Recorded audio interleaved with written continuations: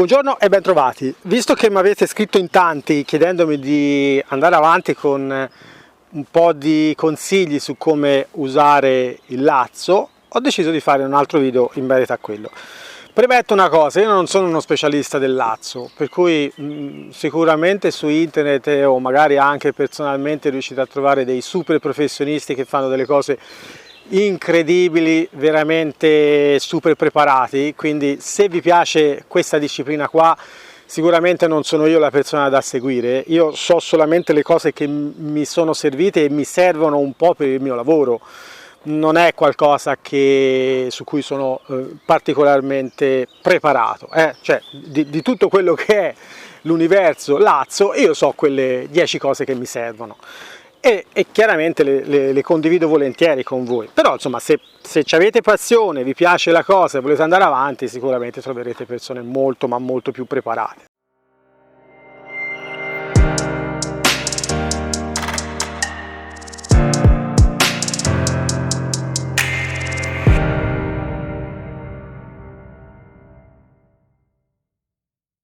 Un paio di cose vi dico, di lazzi ce ne sono tanti tipi, magari me l'avete già sentito dire, cercate di trovare quello che più si confà un po' al vostro livello di preparazione, cioè più il lazzo è morbido, chiamiamolo così, e più è un po' più di difficile, diciamo, gestione, ok? Perché assomiglia più alla corda normale. Più è rigido magari più ci sta nella posizione che lo mettiamo e via, però poi questo è anche una cosa molto personale, per cui magari ne provate un paio e poi decidete quale fa più per voi. Altra cosa importante, cercate di metterlo, di riporlo, di metterlo a posto in una maniera che ve lo tenga in una posizione, diciamo, corretta, cioè vuol dire nella sua posizione ideale, no? Che è quella del cerchio, ok? Così, con tutte le spire più o meno della stessa dimensione.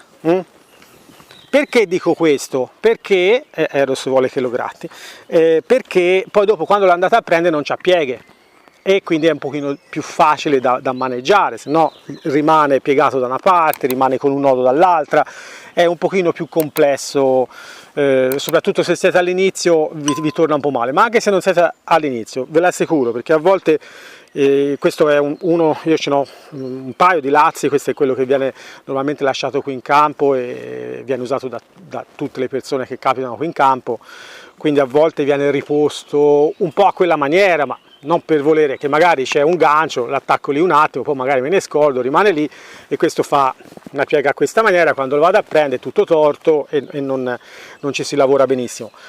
Detto questo, volevo insegnarvi un po' come cominciare a fare il lazzo vero e proprio, ok? Quindi il loop che vi permette poi di lanciarlo e di prendere qualche cosa. Allora Eros, io inizio a parlare e ti piazzi qui accanto, ma non è che la cosa è automatica. Io adesso ho da fare una cosa che non con te. Vai a farti una giratina, vatti a fare le canne lì, c'è le canne di bambù. Allora, guardate, questo qui è il lazzo, questo c'ha un anello così di ferro in cima, ma ci sono anche con l'anello fatto dello stesso lazzo, vanno bene uguale, basta che ci sia l'anello. Questo io me lo ingrandisco quanto voglio, nel mentre che me lo ingrandisco bisogna che lo giri, ok? Perché chiaramente se no, se va su mi si avvolticcia e mi viene un 8, se io non facessi quello che ho fatto praticamente poi dopo me lo ritrovo incrociato e mi viene qualcosa di questo genere, ok? Allora devo andare su cercando di tenerlo grande così, però siccome adesso sto entrando in un'altra spira devo di nuovo ruotarlo e me ne vado in un'altra spira ancora più grande. Vedete? Ho ingrandito il lazzo. Perché non lo prendo qui? Perché qui non va mai preso. Ci sono varie scuole, qualcheduno dice di prenderlo leggermente qui sotto, qualcheduno ha un terzo, qualcheduno a metà, ok? Allora io vi dico la mia, io lo prendo diciamo a un po' meno di un terzo di solito, ok? Perché mi trovo bene così, però insomma questa poi è una cosa che potete anche personalizzare. Una volta che l'avete messo a questa maniera vi dovete accertare che non faccia lotto, cioè faccia lotto vuol dire che non si chiuda, ok? Su se stesso, così. Una volta che vi siete accertati di questo, potete cominciare a ruotarlo sopra la vostra testa. Allora, sopra la vostra testa dovete ruotarlo così, ok? Così. Praticamente quando passate davanti la vostra mano deve essere aperta in modo tale che se lo lasciate va via, ok? Quindi, guardate bene, questo è. Poi cosa faccio a questo punto? Vedete che rimane sempre aperto quando è qui davanti, non guardate dietro, quando è qui davanti, vedete che rimane aperto? Bene, a questo punto cosa faccio? Lo lancio qui davanti e deve cadere aperto. Se la Simona può inquadrare un po', se riuscite a vederlo, vedete che è aperto esattamente più o meno delle stesse dimensioni di quando l'ho lanciato. Quando l'ho lanciato era un pochino più grande, è normale che arrivi un pochino più piccolo, perché nel momento in cui viene lanciato tende a tirarsi un po' la corda e quindi a diminuire un pochino di circonferenza.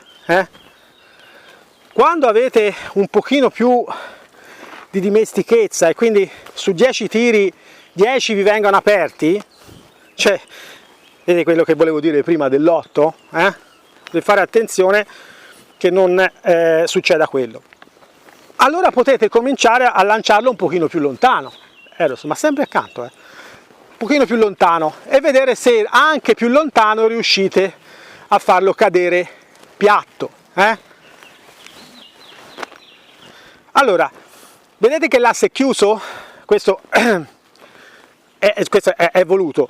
L'asse è chiuso perché io qua su in cima, guarda bene, inquadra qua io non ho lasciato andare subito le spire. E quindi cosa è successo? Che per un attimo si è teso in aria e mi si è dimezzato, forse anche un terzo rispetto alla grandezza che aveva prima il loop finale. Quindi per poter far sì che mi vada lontano senza stringersi, io bisogna che abbia la sensibilità da questa parte di lasciare andare le spire al momento opportuno, in modo che il lazzo non vada in tensione mentre è in aria. Spero di essere stato chiaro. Poi insomma, se non capite bene quello che voglio dire, scrivetelo nei commenti, magari ci faccio uno short o qualcosa per chiarirlo. Quindi ancora una volta vado a rifare il mio bel loop grande, ok? Lo prendo più o meno a un terzo, un po' meno, ok?